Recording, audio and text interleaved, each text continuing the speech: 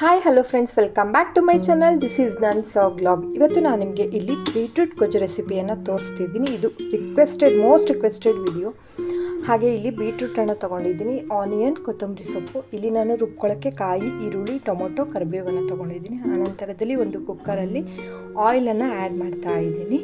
Oil ಕಾಯೋದಕ್ಕೆ ಬಿಡ್ತೀನಿ. ಸ್ವಲ್ಪ ಕಾದ ನಂತರ ಇಲ್ಲಿ ನಾನು ಸಾಸಿವೆಯನ್ನು ಆ್ಯಡ್ ಮಾಡ್ತಾ ಇದ್ದೀನಿ. ಅದು ಸ್ವಲ್ಪ ಸಾಸಿವೆ ಸಿಡಿದ ನಂತರ ನಾನು ಏನು ಹೆಚ್ಚಿಟ್ಕೊಂಡಿದ್ನಲ್ಲ, ಈರುಳ್ಳಿ, ಕರಿಬೇವು, ಕೊತ್ತಂಬರಿ ಇದನ್ನ ಹಾಕ್ಬಿಟ್ಟು ಚೆನ್ನಾಗಿ ಹುರ್ಕೋತೀನಿ. ಚೆನ್ನಾಗಿ ಹುರ್ಕೋಬೇಕು, ಹಸಿ ವಾಸನೆ ಹೋಗೋ ತನಕ. ನಾನು ಇಲ್ಲಿ ಒಂಚೂರು ಇಂಗನ್ನು ಕೂಡ ಆ್ಯಡ್ ಮಾಡಿದ್ದೀನಿ. ಚೆನ್ನಾಗಿ ಹುರ್ಕೊಂಡ ನಂತರ ಇಲ್ಲಿ ನಾನು ಬೀಟ್ರೂಟನ್ನು ಕೂಡ ಇಲ್ಲಿ ಆ್ಯಡ್ ಮಾಡ್ತಾ ಇದ್ದೀನಿ. ಇಲ್ಲಿ ನಾನು 2 ಮೀಡಿಯಮ್ ಸೈಜ್ ಬೀಟ್ರೂಟನ್ನು ತೊಗೊಂಡಿದ್ದೀನಿ. ಅದನ್ನ ಕೂಡ ಇಲ್ಲಿ ಆ್ಯಡ್ ಮಾಡಿಕೊಂಡು ಚೆನ್ನಾಗಿ ಹುರ್ಕೋತೀನಿ.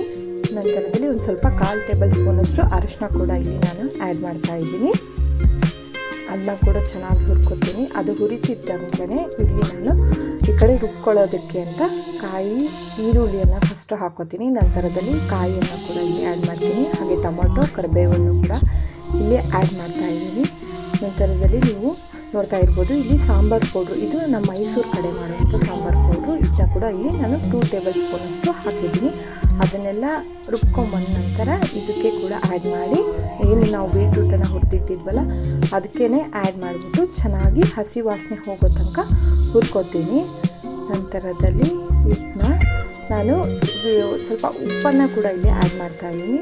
ಆ್ಯಡ್ ಮಾಡಿಬಿಟ್ಟು ಇನ್ನೊಂದು ಸತಿ ಚೆನ್ನಾಗಿ ಬಾಡಿಸ್ಕೊತಿದ್ದೀನಿ.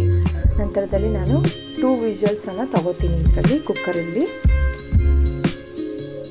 ನೀವು ನೋಡ್ತಾ ಇರ್ಬೋದು, ಆಲ್ರೆಡಿ ರೆಡಿ ಆಗಿದೆ. 2 ವಿಷಲ್ಸ್ ಆದ ತಕ್ಷಣ ಹಾಗೆ ಪ್ಲೇಟಿಂಗ್ ಕೂಡ ಮಾಡಿ ತೋರಿಸ್ತಾ ಇದ್ದೀನಿ.